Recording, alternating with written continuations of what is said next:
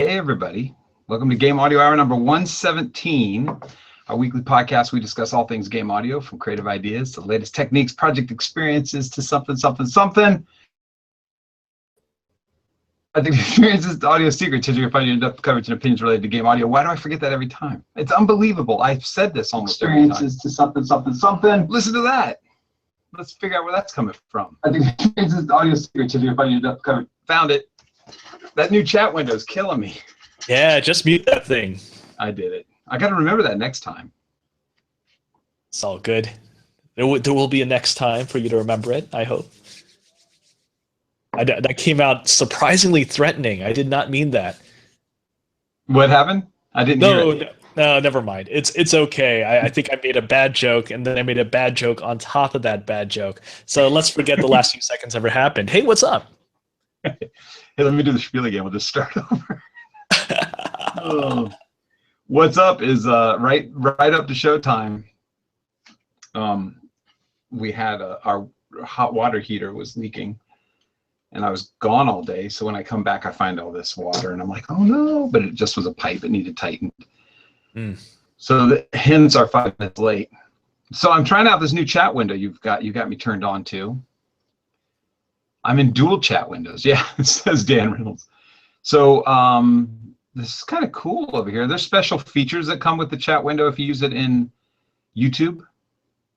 Yeah, well, there's some cool stuff. I think the one thing that I noticed is that you can't have a whole lot of websites being pasted in there, which is kind of frustrating. The chat sits right next to the video, all nice and tidy, but apparently pasting in website URLs less a thing. I think it's something where they don't want you to be all promoting different websites all the time. Oh, weird. So in the chat window, if I typed in a URL, it wouldn't work properly? Well, let's just see. Let's try everyone's favorite, Google. Well, that's there. But what if I typed in something like this, a little website address? Oh, no, I think that website address went through just fine. It did. Google just showed, if you add the HTTP, I guess. Right now, it just looks like text that says www.google.com. Well, that's all right. I just typed it in, but I just copied and pasted this one from nichegamer.com, and it seemed to have gone through just fine. Last week, some people were complaining that maybe some of the URLs were not going through, but it looks like whatever stuff I might have mucked with last week must have fixed things. So, yay me. I'll go ahead and pat myself on the back there. I'm watching 2 windows. But hey, one thing that's really super cool is you can do a pop-out window on this Google YouTube window. If you go down to the ellipse, you can select pop-out. Oh, yeah. Just pop out the chat. There we go. Yeah, so I got rid of the web page, but I've kept the chat on. And we got all kinds of people in here. This is awesome. Yeah. So I'm going to stay in our typical chat just as a backup in case people aren't used to the YouTube chat window. But if you watch us through YouTube, you can just chat in the chat window over there too, and it works pretty well. Excellent. So today we're talking VO because some excitement has been happening. Little too exciting. Yeah. Too much excitement. And so I thought what would be good is to just, since people will be watching this video a year from now, of course, I mean, maybe in the future alien races will be watching this video. We need to let them know what it's about. Would you like to do the introduction, sir? Oh man, sure. Why Here's not? I mean, everyone's. Oh, well, let's see. No, I mean, it's actually really tough because it's very difficult to actually convey everything that's going on because it's extremely easy for a lot of people, including people that are sympathetic to what SAG-AFTRA is doing, to actually be very reductionist about it. And so the thing that we keep on hearing, and actually the thing that we've been hearing for the last year or so, because this impending strike has been impending for the better part of a year, is that, hey, it's about residuals. It's about making sure that we have that better pay rate. But there's a whole lot of other things that go into it. There's the amount of preparation and clarity on the projects themselves, for the agents, for the voice actors. There's clearly delineating what constitutes a stressful performance and figuring out what can be done in response to that, whether it be the rate for a stressful performance, having less time that is required of the voice actor for that stressful performance, dealing with things like stunt coordinators for voice actors that are not just voice actors, but also going to be doing performance capture and mocap sessions, because that's increasingly a thing during game development, especially in the AAA game space. And that's kind of the thing here. Besides the fact that this is a strike on the games industry, it's not the entire games industry. They actually put out a list of the video game companies that are being targeted by this strike. And I'll just go ahead and read this list. Activision Publishing, Blind Light, Core of Discovery Films, Disney Character Voices, EA Productions, Formosa Interactive, Insomniac, Interactive Associates, Take-Two Interactive, VoiceWorks, and WB Games. Those are the companies targeted by this strike. Are those specifically targeted? Are they notorious for what? I guess I'll just end it with a question. Well, they are the ones that have been at the negotiating table, I guess. Not every publisher is actually actively negotiating. But these guys have a whole lot of work. Some of these guys are not your big publishers like EA. They're actually guys that do a lot of production for a lot of other companies, like an EA or like an Activision. So let's see here. VoiceWorks Productions. They have a lot of games that they'll do stuff for. Let's see. Teenage Mutant Ninja Turtles and Transformer and Team Fortress and Nickelodeon shows like Dora the Explorer and a whole bunch of stuff like that. So it's not just your big games like a Call of Duty or a Skylanders, but lots of these larger production structures that use voice actors and other SAG-AFTRA union guys a lot. Let's see. Yeah. Dan mentions, a lot of those companies are in California. Yeah, I think they are actually all based in California. I mean, there is the large national guys like EA, but yeah, these are all California companies, in fact.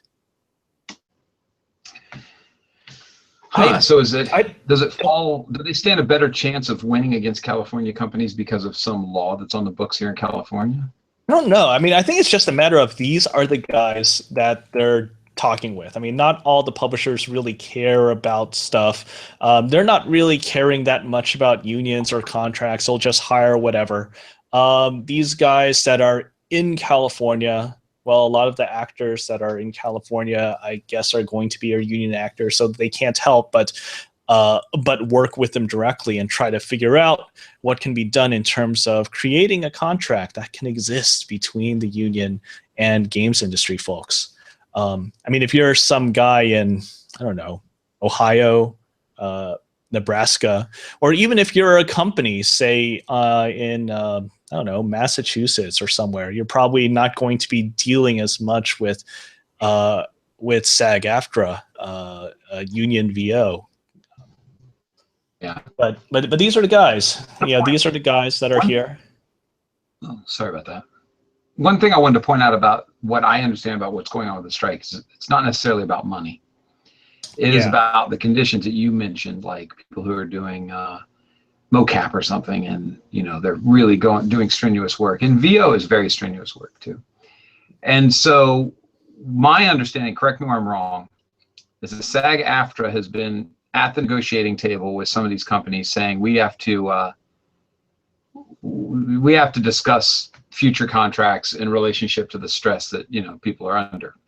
I mean, when I'm composing, I don't lose my voice. You know what I mean? I don't stretch a muscle when I'm composing, unless your brain's a muscle. Is the brain a muscle? I mean, it is kind of a muscle. We like to think of it as a muscle, yeah. But so my understanding is that this is less about money and more about the fact that these companies that are listed specifically will not negotiate with SAG-AFTRA, who's trying to create something new in the contract to support the physical demands on the actors. Is that your understanding as well? Well, I actually don't know exactly. I mean, reportedly, there are lots of different versions of lots of different contracts that have come through. They have some combination of some or all of the things that I've mentioned, and I'm not privy to all of those variations. I want to say that the whole residual payments thing that keeps on being brought up, maybe that's a thing that is going through the entire through all of these different variations that I've presented. Or it could be some other thing. It could be the reduction of vocally strenuous sessions from 4 hours down to 3 hours or down to 2 hours. But I really don't know. There have been a couple of different video game contracts that have been up on the SAG-AFTRA website. I remember the last 2-3 weeks, they actually put a couple of different sample contracts out there, including some that were specifically not for the AAA game industry. Things for, hey, do you have a budget under 100,000? A game development budget under 500,000. Okay, here's what we're talking about. We're talking about vocally stressful sessions. We're talking about preparation for these sessions. What needs to happen in terms of communication between the publisher / developer and the agent or the voice actor. And then there were also things regarding residuals and payments and whatnot. But it seemed like they had some ideas there. I remember looking at some of those sample contracts for those under $500,000 game developments, and I thought, well, this seems pretty reasonable. Well, let's go ahead and do this. Let's go ahead and take it. And then I actually try to go to the bookmark that I had actually saved on the SAG-AFTRA website, and I find that particular PDF has been taken down along with others. Oh. It's like, oh, what's going on? There's a lot of frustration, I guess. It's not straightforward because two things that stick out to me said when the voice actors that I've talked to so far about this, which has been 5 people just in passing, have all said it's more about the stress they're going through. And I can support that. But I see that when you go to the SAG-AFTRA website, interactive, what we stand for, SAG-AFTRA.org/interactive/what-we stand for. The first thing they say is secondary compensation, pay bumps and royalties, whatever suits your fancy. They're saying whatever you want to call it. Then they go voice stress, then they go stunt coordinators, and then it's transparency. And when I see something like that, it's hard for me to say, hey, yeah, you're going through a lot of stressful stuff. We need to support that. But then when the number one thing they list is money, I start going, now. And I personally, and I'll say this to my voice actor friends, have a hard time supporting, as a composer, as a sound designer, as somebody who gets no residuals, that this one specific discipline in the game industry gets residuals. And the argument could be made that, hey, Kyle, you need to join some sort of union. And yeah, okay, maybe that's true, but I see the unions acting differently, like the what's the composers union that Austin just had to deal with? AFM. Yeah, so I can't remember, but that sounds right. They like people went after him for using a non-union orchestra, right? Yeah, the American Federation of Musicians. Gotcha. So let's imagine in this world that we aren't allowed to use non-union musicians, and we have to give residuals only to voice actors. I'm not saying that those musicians and voice actors aren't doing amazing work, but imagine all the people who don't get work if that's the case. You know, how many great voice actors aren't accepted into SAG-AFTRA and we can't use them, or cellists into AFM? And so it doesn't seem balanced to me. It doesn't seem fair and balanced. If somebody says, hey, I'm getting stressed out at work and I'm busting vocal cords for this game, now I can completely support that. But if they turn around and say, yeah, it really kind of sucks, Mr. Composer, that you're not getting residuals, but I'm going to fight really hard to get residuals on my end. And then that pipe happens where they say, hey, if I win, then you can win, because it's proof that we could win. And I think that we should be more unified than that. And everybody should benefit from this. I don't deny that the game industry is making money hand over fist. I mean, if you want to start someplace really important, I think it's controlling the hours at which people who work on video games have to work. How long have game companies made you pull some pretty bad hours, working through the weekends, working 7-day weeks for 6 months? You know, I mean, that sounds scary, but that still happens. That's majorly bad. You know, that flies in the face of some federal laws about work hours. But, you know, so there's a lot that's broken in the game industry, but I would like to see us all unite to fix it rather than just say, you know, I deserve more than the next person, because I just don't think that's fair. Yeah, I sometimes wonder, would, you know, if we had a different culture, you know, how would this thing be rectified by now? I mean, we've been hearing about this strike for a long time. Yeah. And I just wonder, like, how much do we really care about everyone that's involved in the process? You know, okay, I'm thinking about the unions and I'm thinking about voice actors, but I'm also thinking about myself and my colleagues.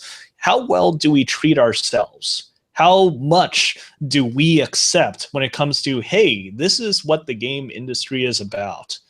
I wonder, you know, is that something that we should be accepting? What have we been indoctrinated on? You know, what Kool-Aid have we been drinking? Yeah. Well, there's a classic, right? It's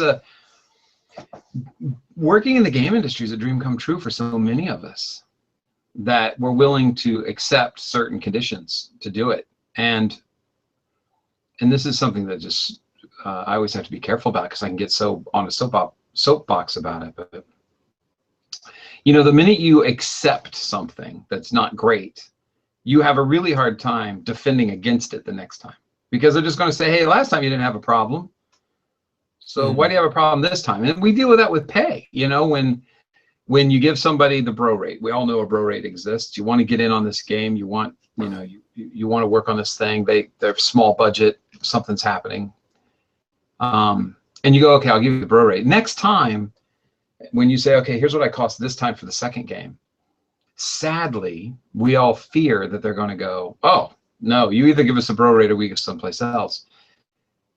And I struggle with that, because I think to myself, well, the quality may suffer. I'm not saying I'm the greatest, but if I've established some sort of theme for this game that's based on my composition, then the next game that's in the same vein, you know, like a sequel, has a new composer. It might sound weird, you know, they might not come together, but the truth is that might be a better composer and they just did it cheaper. And then that's a whole other can of worms where people are undercutting each other. But it's the point that if you say yes once, it's hard to say no later. And so when they have you, you know, you're in the game industry, it's super exciting, and they say, you know, I'm going to pay you $25,000 a year, and you take it, you know, then every time you try to get a raise and get up to 50 or 60 that you actually deserve, you know, market adjustment, I like to call it, it's difficult. You know, they'll say, I can get another person at 25, you know, 30 or whatever. Here's your 2% raise for the year, you know, because a lot of companies will do that. They'll have the set percentage that you're going to get. Sure. And it's so difficult to do that. So I'm always reluctant to agree to something right away. But then you know what I am? I'm a complete asshole. When it comes to those people who are doing that negotiation with me, I'm a dick. But I'm not really. I'm just saying that I don't want to agree to this thing because it's way below my budget. I'm going to have to walk away from it. I mean, it's good to care about yourself, you know? I mean, there's being a dick, and then there's standing up for yourself, and and Oh actually yeah. Well, valuing yourself. let me clarify. I don't approach it in a dick way. It's just that their attitude towards me is usually one of which they're accusing me or treating me as if I'm being unreasonable, Mhm. and I'm being too aggressive, or I can't believe what you're asking for, Kyle. And then I Mhm. go, but that's not what people should be paying. And then they enlist so their arm is they can pull out a list as long as their arm with people who have put up with the hours, who, our QA department is blah, blah, blah. And you're like, okay, but you shouldn't be doing that to your QA department. That doesn't mean that I'm being unfair. It means that you got away with it. And that always ticks me off. And so now back to the strike. I understand if the voice actors are saying, we don't want you to get away with this anymore. This is going with this. I completely agree with that 100%. But as Dan mentioned in the chat room, unions stand up for their constituents, not everybody else. And so the union, maybe the voice actors union, is doing the right thing by saying, A, we don't want these kind of conditions, and B, you need to be paying better. Because I agree that both of those things happen in the game industry: bad conditions, low pay. So I don't know. I'm torn, right? Because as a non-voice actor, I'm watching other people. If this works out for them, and I guess I hope it does. I mean, honestly, we have so many friends that are doing this. I want something good for them. If it works out for them, I gotta admit, I'm kind of jealous. It's like, oh, I've got no recourse. I've got no avenue to have this happen. But maybe that's it. What if this is actually something that other people will look at? Let's say in a month, the game industry and all these guys that represent the game industry, or at least the AAA game industry, because there are the guys in their basement. You're not going to stop someone that is who is sick of their day job from starting up Unity and doing stuff like there. But the AAA game industry, if let's say a month from now they actually decide, hey, let's do this. We are going to go back to the negotiating table, and we're going to agree to some contract, some version of what the union has actually stipulated. And maybe everyone else, us developers, salaried developers, freelance developers, will that actually be such that we're not just going to say, hey, wow, good for them? We'll actually say, I wonder if we should unionize? Is that something that could happen maybe? Yeah. Yeah. Looking at a lot of video game developers, not to, because video game developers actually come in all shapes and sizes, just like there are so many different jobs out there. There's so many different people that are in those jobs. There's so many different types of programmers and artists and sound designers and musicians. But I will say that a lot of these guys that have been in the games industry for a long time, they're not exactly the most aggressive type. They tend to, if you put them in a room with, say, a type A personality C-level executive for some company, they would say, oh, that person is more the opposite of them than aligned with them. Yeah. And I wonder actually if, hey, these voice actors, which tend to be, well, they also run the gamut in terms of personality, but being people who speak, they are also more likely to speak out, and maybe the speaking out is a good thing, and maybe this will encourage these other people who often just dedicate their voice to their craft, their programming, their artistry, and they recognize the power of that voice that could be there if it was in concert with everyone else. Yeah. I wonder if actually maybe the guys that are on top, those C-level executives at places like Activision and Electronic Arts and Formosa, if they're actually thinking, ooh, we can't accept anything because that is actually down a slippery slope when it comes to everything else that goes into the making of a game. I don't know. Maybe something, perhaps. Yeah, I'm torn. I'm on both sides of the fence with that. I mean, you're making fantastic points, and I do support my friends. Um, I just hope it grows. You know, Hmm. I mean, if it grows as you're saying and we're saying, then it's beneficial for everybody. But now we have quite a step because we have to now unionize and figure out how we're going to do that. You Yeah. know, why Well, isn't that's a whole so? other. Yeah. Yeah.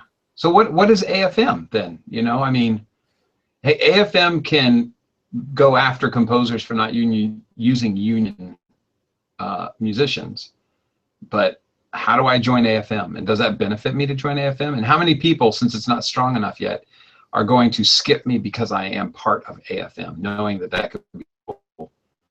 Where does that all stand with musicians? I'll tell you what, if I write something this second and I go, I need an orchestra to do it, I don't know if I'm supposed to only find union people, if I'm supposed to approach our unity, quartet and say, hey, you guys want to be on a game?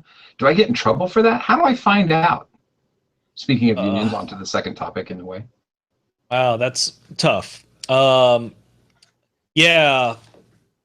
Dan makes a point. AFM can only go after composers who are members of AFM. So actually, most composers don't need to be AFM union members. Um, for in the case of Austin from a while back, was that a year back or 2 years back? And it And had there's to a lot. do with the recording of music for Banner Saga. Um, Mm-hmm. I think he was a member of the union because he's not only a composer but also a conductor. And so, as a conductor, you're also a union performer. Um, Oh. so he actually went about doing the Banner Saga by, okay, well, I'm just going to be a composer and we're going to work with this orchestra in Texas and I'm not going to conduct. But apparently that was not enough. He was still a composer that was involved with a non-union project. Gotcha. So it was a little weird that. I mean, some composers I are see. AFM guys largely because of that, and many composers are actually not AFM union members. I am not an AFM union member, for example, but that's just because that's all I do. I just write the music, and I don't do conducting. I'm not a performer or a recordist. So in the case of the union for VO people, that union SAG-AFTRA is protecting its constituents, whereas AFM is actually attacking its constituents if they break the rules of AFM. Well, yeah, I guess in this particular case, yeah. So if I Um, joined AFM, used a local orchestra that's mhm. not in any union, let's say, am I expected to not use them because I'm a member of AFM, Uh, but I'm not yes. forming? Okay. So that's Yes. kind of what happened, as you just explained. That's what happened.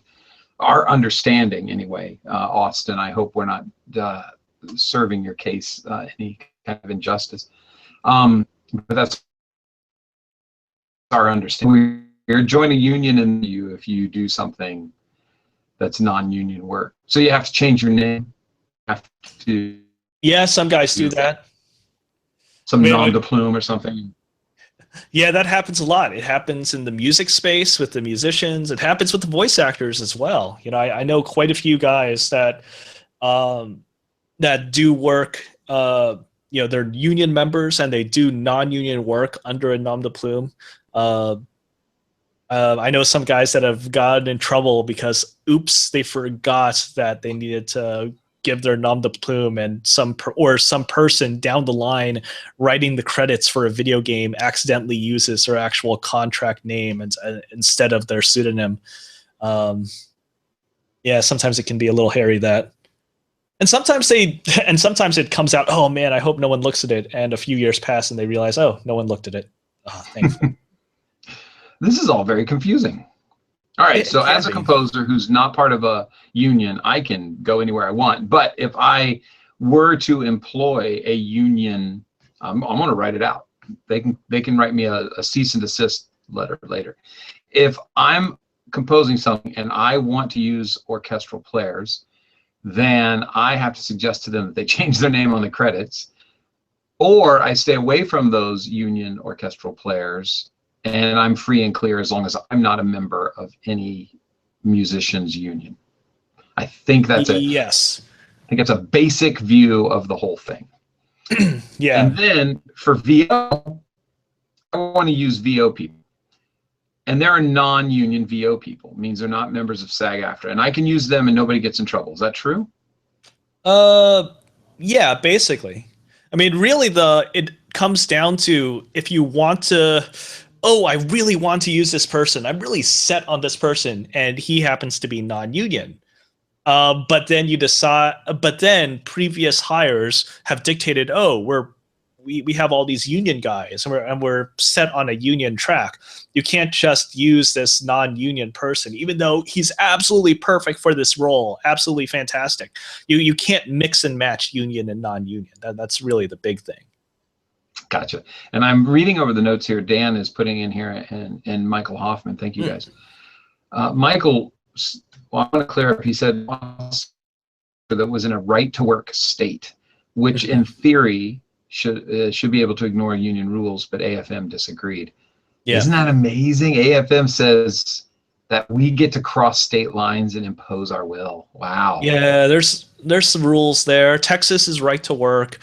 Tennessee is right to work. And yeah, theoretically it should have been fined, but AFM decided no and fined them. So what is the benefit of me joining AFM? There's the hard thing right there. If I know they're going to have a watchful eye over everything I do and try to cheat in the system, then why would I even join it? Well, if you're a composer, there's not much reason to. But if you are going to be in a performing role, like, okay, you are going to be a studio guitarist. Okay, I'm a studio guitarist, and I'm going to be working on various union performances and union recordings. That means you know exactly what you're getting into with all of those things. You know exactly what the numbers are. You know, you pay your dues. You get exactly what's expected, and you know those rates that are demanded by virtue of being a quality LA musician are rather nice. But they don't find me the gig, right? They do not necessarily find you the gig. I found that with agents too. Like I remember early on in my career, I was like, oh, I gotta get an agent and all these agents. And then I found out that the agent is just taking a piece of the pie once you find the gig. Now, that sounds pretty pessimistic of me, I admit, but I don't think an agent's going to argue. Because I talked to a couple of agents and they were like, yeah, when you find a gig, give it to me. I'll look over the contract. I'll get you the best price I can get. And then I'll take a piece of it. I'd like to liken myself as a pretty good negotiator. And I'm not sure that an agent taught the same person, which is, say, the audio director at a game company, is going to do a better job than I am negotiating for my pay. Arguably, I feel that I could do a better job than that agent because the audio director will be like, oh, here comes an agent. I know what this is going to be like, you know?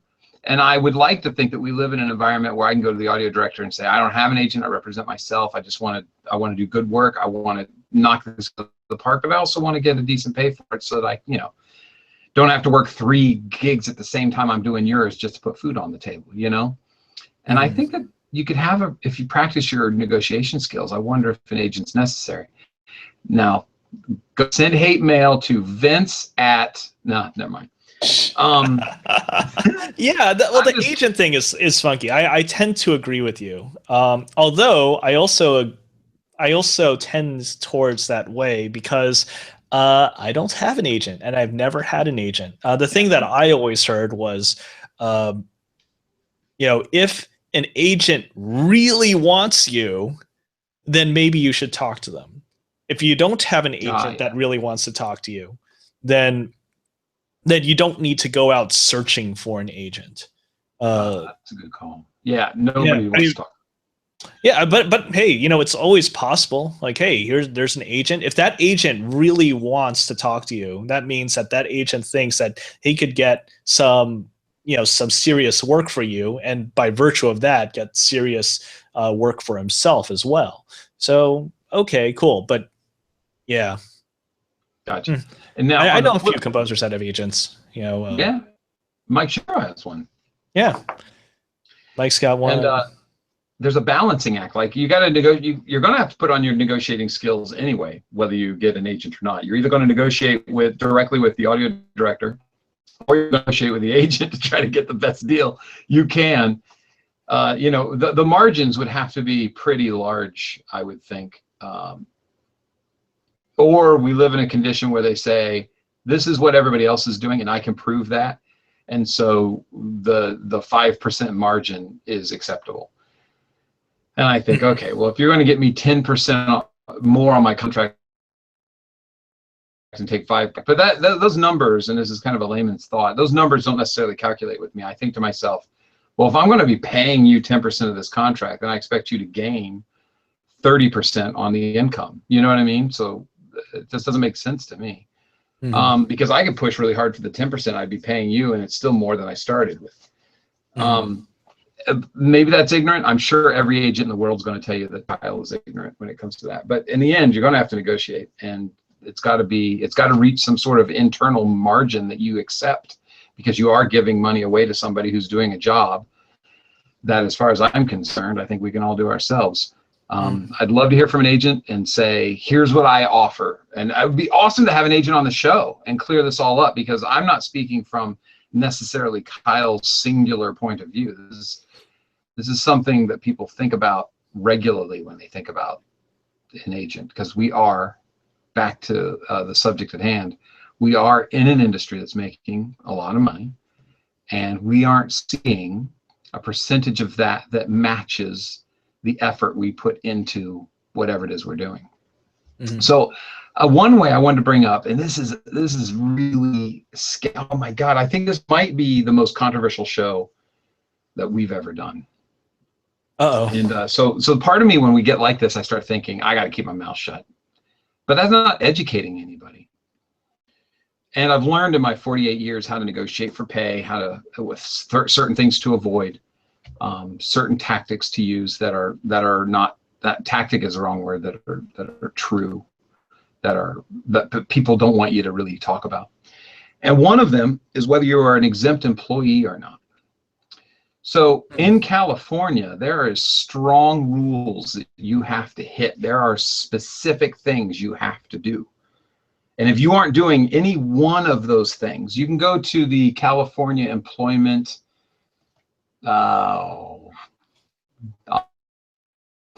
California Employment Law Report.com.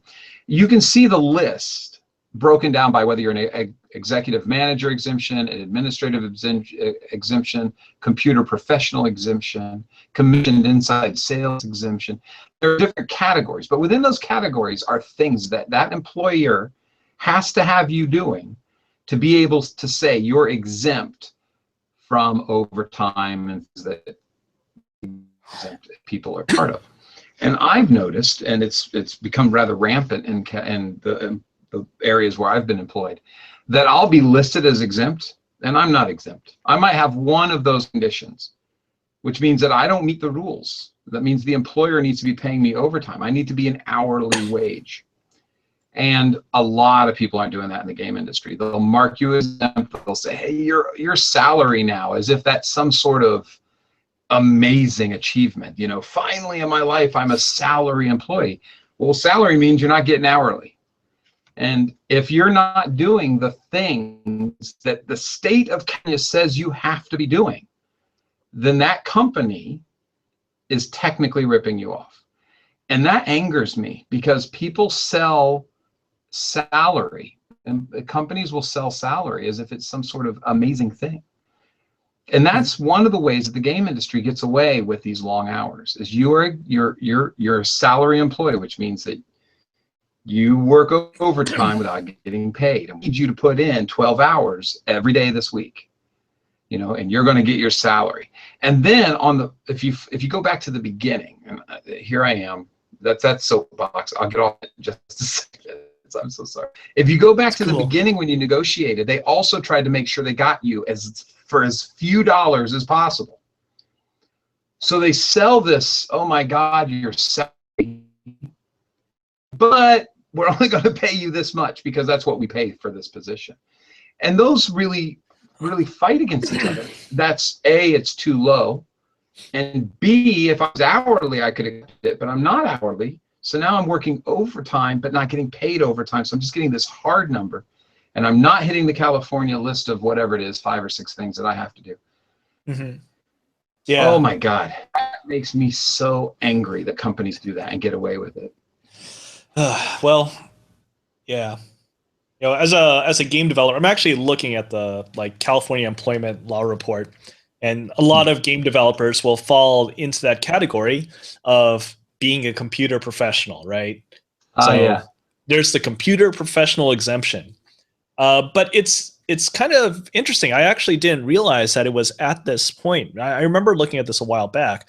But one of the really big things is that in order to qualify that professional exemption, you do have to meet a certain salary threshold. Yeah. If your salary is not that high, then you are not computer professional exempt. You know, your minimum for last year had to be $86,000. You know, so if you are under 86,000, well, you are not exempt, and you could be entitled to more, you know, if you think that you're exempt. So, you know, good thing to know.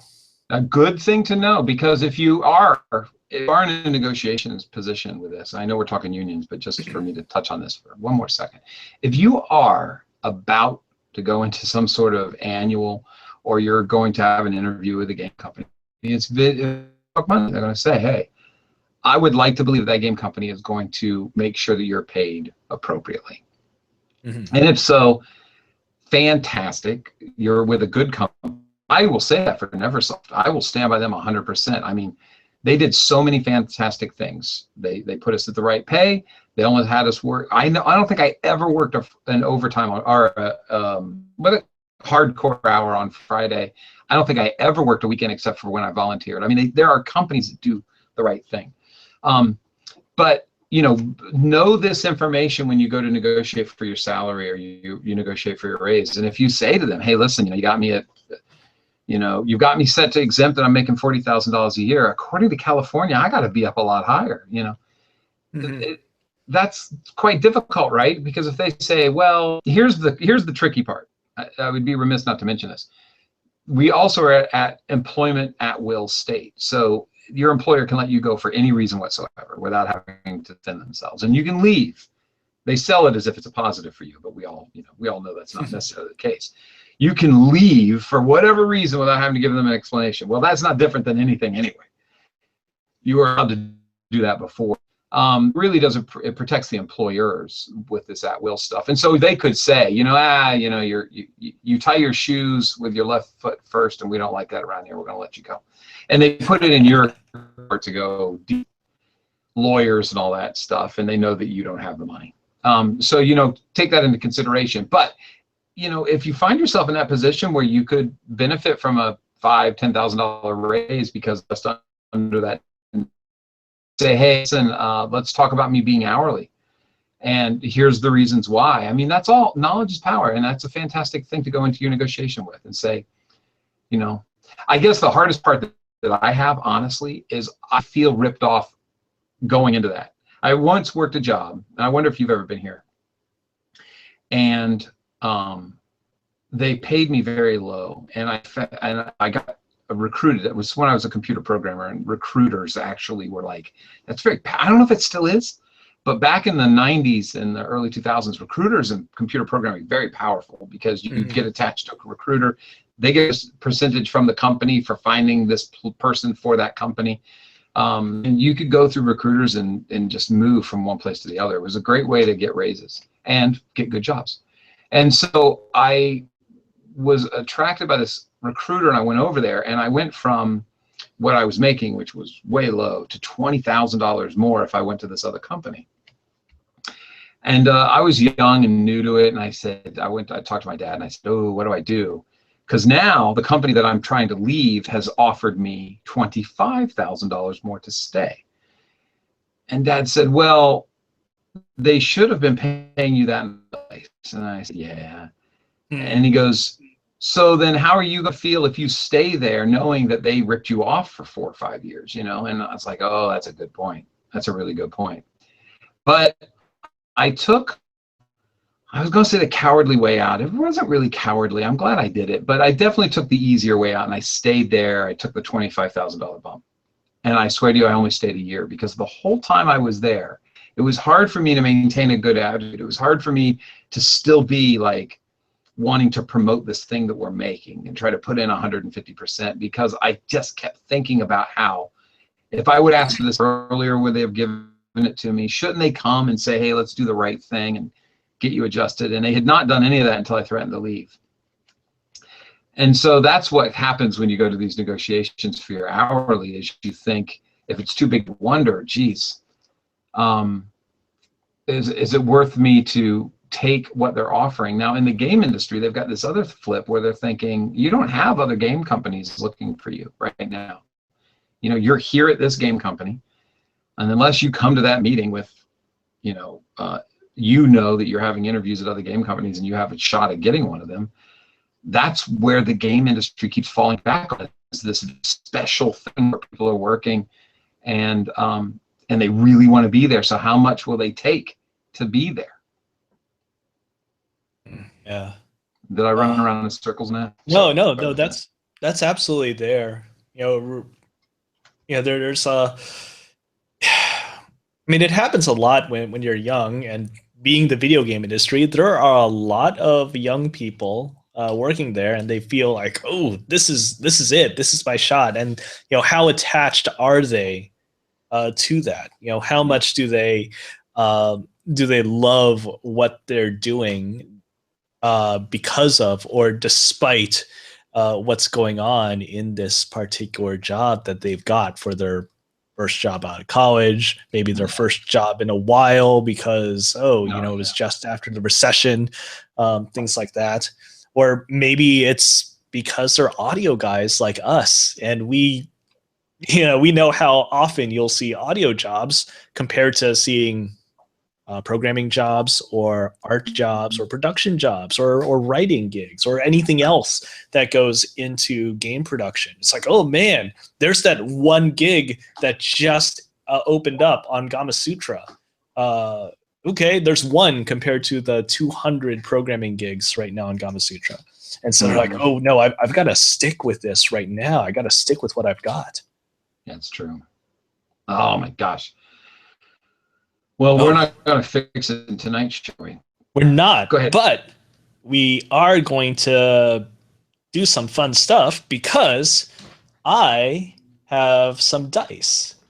Let's do I'm it. going to figure out who is going to be the winner of Isotope Stutter Edit, because Isotope is a really cool company, and last week they said, hey, you should give out Stutter Edit. And so I've got a list of guys that tweeted. Ooh, all right. This is Avi? Is that his name? Avi Zeev. So Avi Zeev at Twitter, his Twitter is at Improziv. Improziv? IMPROZIV. You are the winner of Isotope Stutter Edit this week. So if you want to get in touch with us over at Game Audio Hour, please, and we will share all the details on how you can pick up your free copy of Isotope Stutter Edit. That's awesome. Congratulations, Avi. I hope we're saying your name right. New Jersey in the house. And thank you, Isotope. I'm going to scare you off with this controversial show today. I mean, it's worth talking about. There's a whole lot of stuff that's happening in the games industry. This strike by the actors is really important. It obviously changes a lot of things and how people are going to go about making these game productions happen. But in my case, I found that it was a good time to also reflect on what are the conditions that I have right now in the games industry, and I learned a little bit just from a little introspection, honestly. That is true. Man, so to sum up, that's a great way to end that there, Vince. Introspective, because that's what it is. What do you want from your job? What are you willing to trade off to be in the industry? And don't be hyperly defensive like Kyle Johnson. But anyway, to sum up, what I've learned today, and I never have been clear on it. To tell you the truth, I've been just kind of winging it, just grabbing musicians and hoping for the best. I think I just invited like the AFM's IRS division to come search all my records.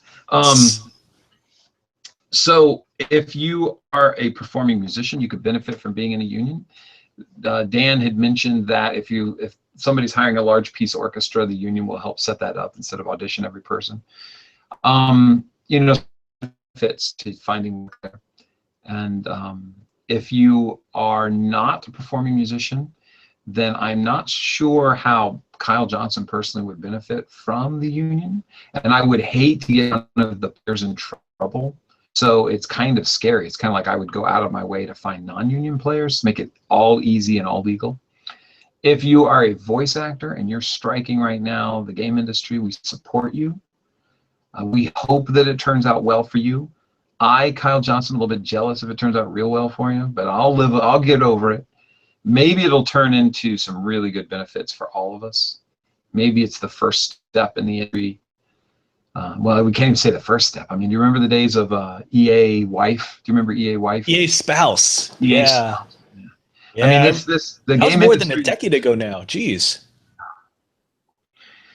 We love making games. It's one of the coolest forms of art you're ever going to be involved in, but it's just terrible how the employment conditions are, and it'll change. I mean, look at the United States. How long ago was it when 8-hour days became a thing?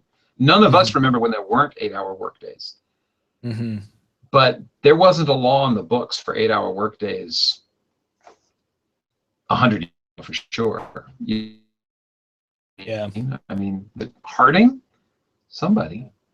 One of the presidents was part of that whole system of getting. I think it was beyond. I think it was sooner than Harding. I think it was more recent. But anyway, so maybe these are the growing steps that the game industry has to go through to control the work hours, to have everybody paid fairly, and to not have you fearing you're going to lose your job if you counter against it. Let's hope for that. Yeah. Somber way I say that. If you are a developer out there, if you're not at EA and you have a chance to work with a voice actor of some sort, union or not, treat them well. That's a generally good thing. It's a good thing in life, but it's a good thing in the game world, in game development. Treat them well. Like even on my new non-union gigs, because I did a lot of coordination and directing productions for non-union games, and I would always say, okay, what's the union rate? What do they say? And I would go ahead and, oh, right, cool. We're going to pay you a really good rate, $600, $700, $800 for 3 hours on this Friday. Let's do it. And then that's what I would do, because that is what the union says is good, and that's what the actors think is good. I think it's good. I can afford it. Let's just treat everyone well, and everyone will be happy. That's what I would do. I agree. That's good advice. All right. So I guess we should send off, huh? Yeah, maybe. There's so much other stuff though. Like last week, people were talking about the Nintendo Switch. Oh yeah. Let's spend 10 minutes on that. We could spend a few minutes on that. Well, first of all, are you excited about the Nintendo Switch? Do you care about it? Do you think that this is Nintendo coming back to form? Or do you think that this is another gimmick? I wonder if this is going to hit it. This feels like it's going to be another one of those third place finishes for Microsoft behind Sony, for Nintendo behind Sony and Microsoft again for the coming generation. Is it high def? Ooh, is it high def? I believe that that panel is high def, but they haven't given out specific specifications. I don't know. It's intimated that it's high def, but yeah, but not. I remember that was in these next gen consoles, and they were still behind the times. Michael Hoffman says the Switch feels like what the Wii should have been. Dan Reynolds says Real Engine is going to deploy to it. I don't know how I feel about it. I mean, so I early on in my career, I worked on Nintendo DS and GBA games, and I had a deep love for those. But I then bought a Wii and just never even messed with it. And so I don't know where I am on this. I got to tell you, there's that part of me that just loves new tech that wants to buy it. But I don't know if I would use it. I don't, and plus I hate buying games again on a console just to experience the console. Like if I already have Skyrim, I don't want to buy Skyrim again on this thing. And also, isn't it using little carts instead of... Well, I mean, that makes sense though, right? I mean, are you actually going to carry something that pops in mini discs or Blu-rays? I'm going to assume, and yes, this is an assumption because Nintendo hasn't been explicit about it, but I imagine that there will be storage space on the device for people that just want to buy their software online from a digital storefront. But those little cartridges, flash memory is pretty cheap. And honestly, those things are bigger than Blu-ray discs now. So, the advantage of no moving parts, the advantage of, well, there is no size disadvantage anymore for it. So, okay, if you want to get that, maybe it will be nominally more expensive. But I have to imagine that Nintendo would probably want to eat that cost in order to make sure that their game is at price parity, at least, with anything that happens on a PlayStation 4 Pro or the Xbox Scorpio that's coming out. Yeah. How often do you go someplace and you need to carry the game with you? How often do you have your Nintendo DS or? Yeah, well, let's see. I have a Nintendo DS. I've been having fun playing some games. There's a recent game that came out digital only. It's on the Nintendo eShop called Gotta Protectors. And it's a fun multiplayer game. So I've been carrying it around and showing it to people. And even if they don't have a copy of the game on their 3DS, we can play multiplayer. It's quite cool. But yeah, it's been a while since I've had to worry about carrying specific cartridges for my 3DS. Yeah, I'm torn, man. I don't know where I stand on it. I guess I'd want to mess with it and just see it and then learn more about it and go, okay, this is over the, and it's tough on us in the game industry, right? Because a lot of us have our Xbox, our PlayStation, our Nintendo, and our iPhones, and I love buying that stuff. I mean, in my oh my God, it's so embarrassing. I can't think of what it's called. It was Kickstarted. It was a console that was Java-based. It was Kickstarted. Oh, the Ouya. The Ouya, yeah. I even had that up for a while. At one time, I remember going to E3 and there was they were always pushing this on live. I even have one of those. Oh yeah. And then Sony bought that whole team.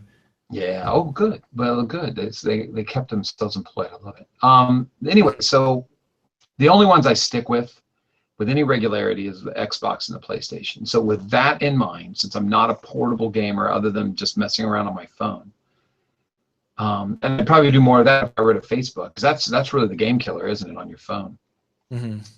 I'd have to say I'm probably going to pass, but I'm going to try it out at a store and see if it woos me. I'm excited for it. I think I'm very excited about trying out the industrial design of that thing. I'm actually thinking a lot about how I've used my small tablet computer as well as my small Android tablet, which are about that size. I have a 7-inch Android, a Nexus 7, in fact. And I also have a 10-inch Windows tablet. And what I would do is I would bring them out and I would plug in some USB controllers. I can plug in USB controllers into my Android tablet because I've got a USB on the go there, and just plug in a hub, plug in 2 USB SATA controllers, and then we could play arcade games together. And I really like how the Switch comes with those 2 controllers that are not quite symmetrical, and you break them out and suddenly, hey, player 1, player 2. And that is really cool. And I think that does help instantiate a really strong difference between what the Switch has and what is currently leeching a lot from the traditional game space in the form of mobile phone games. Mobile phone games are, for the most part, solitary game experiences. And yeah, they'll be online networked maybe. But in terms of the actual real-time action that's happening on that phone, it's a single-player experience. And the idea of, okay, 2 players, the game is going to come with 2 players, the system is going to come with 2 players. It's actually been a while since any video game console has come with 2 controllers. So I'm actually very excited about that because I care a lot about multiplayer gaming. I think it's very fun to have head-to-head or cooperative gaming there. And maybe developers will actually think about that. Hey, every person that has a Switch, 100%, will have at least 2 controllers. So maybe we should have a special concentration on that aspect when it comes to our game. Yeah, I love that too. I don't like single player games, to be honest. Dan and Bop are dropping some serious info in the chat room. Oh yeah. Switch. I can't even keep up with it. But they're saying, like, Bop says the CPU is hypothesized. Woo! You just stretched my brain. Sorry about that. I haven't said that word well ever. To be maybe 4X ARM A57, possibly of having some of NVIDIA's weird new Denver cores, but probably not. Yeah. Dan makes a good point that big phones are the competition in a big way. That's true, but then Vince makes a great point that I'm playing games by myself on this big phone. Yeah. I think it could be interesting. I'm hopeful. I like the Switch having the controllers rather than having a controller on the phone. Just maybe it's better. One thing we've never talked about is the new iPhones has that force feedback. Oh yeah, that's true. Yeah. I wonder if that helps with game controller. I wouldn't know. I don't have an iPhone 7, so I would love to know though. I wonder if any games really take advantage of that. Well, haptics is a thing for a while, hopefully. But also the commercial, this is me being my typically weird self, but the commercial cracked me up for Nintendo. I thought they hit a bunch of bad points because there's a guy playing at like early in the morning, I assume, and his dog really has to go out, and he can't be bothered to walk the dog. Instead, he stops gaming, uses the controller, turns it into a mobile device, goes outside. You never see his dog again. The dog will be over there killing baby on a console bench. Watch. I thought that's pretty funny. And then there was the other one that cracked me up is when the girl is in her apartment playing, and then some people from a roof across the way yell for her to come over, and so she grabs and goes over there. I could just see. Yeah, I thought that was funny. I could just see the host of the party going, "Oh, that jerk! She's always the life of the. She always steals the attention at the party. Girl shows up. Hey, let's play video games, and all the food's put out and all the hard work. That cracks me up. I mean, but do we live in that world where people they've given up on being outside? Because I'm not that person. Like, I tell my daughter to get off the computer or get off the video game and go play with her friends. If she were out there, on a video game in the middle of a park, I would just take it away from her. But this commercial. Yeah. I got to admit, I actually do bring my Nintendo Wii U to parties because, yeah, I do. Because, nice. Because the thing that I bring is karaoke. I have a Japanese Nintendo Wii U, and it has a karaoke app that's actually extremely full featured. And even though it's Japanese, it also has like all these American English songs and whatnot. And I have a lot of friends that are really into karaoke, and it's really fun to be like, hey, you guys want a karaoke? Well, I brought a karaoke machine, and it works great. I mean, I can also see that, the way that girl in the Nintendo trailer sort of did it. I wonder if it could have been edited a little bit more to be not just, I'm going to just keep my game experience here, but rather I'm going to share my Nintendo experience with everyone else, because that could be a really fun thing, actually. Hey, check out this, hey, the Switch is a multiplayer machine. Hey, let's play some multiplayer games like they were doing elsewhere in that trailer. Yeah.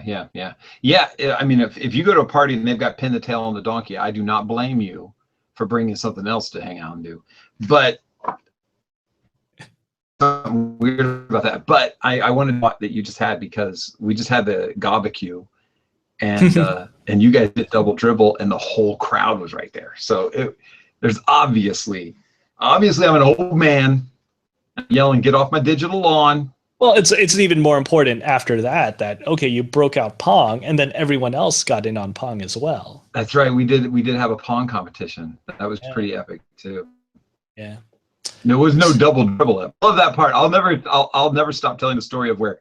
Sorry, Chase, you're the victim of the story. But where you looked at Chase and you said, "I'm not even using the cheat," and then did the cheat, and then went back to playing normal. And when you did the cheat, it worked perfectly. You're like, "I'm not even doing this thing." And you just do it, and it scores even more points, and then you go back. I forgot I did that. Oh man, that's a classic. That's so fun. Anyway, all right, I'm hanging up. All right, yeah, it's 7:10, 7:11 actually. So we had a nice full show today. We did. Thanks everybody for sticking around. And sorry it was a little bit. Gosh, it's hard to talk about that stuff because it really hits you on the emotions, because we're talking about putting our best effort into something we love to do, and a lot of people feel, and right now there's a strike, who getting a fair shake from the game industry. I hope the game industry comes up to bat and does something fair about this for SAG-AFTRA and extends that into everybody else. And with that, keep going, keep working hard. You're doing something amazing by doing all this beautiful art for games, and so don't give up. Absolutely. Bye. We're there behind you. Yes, we are. See ya.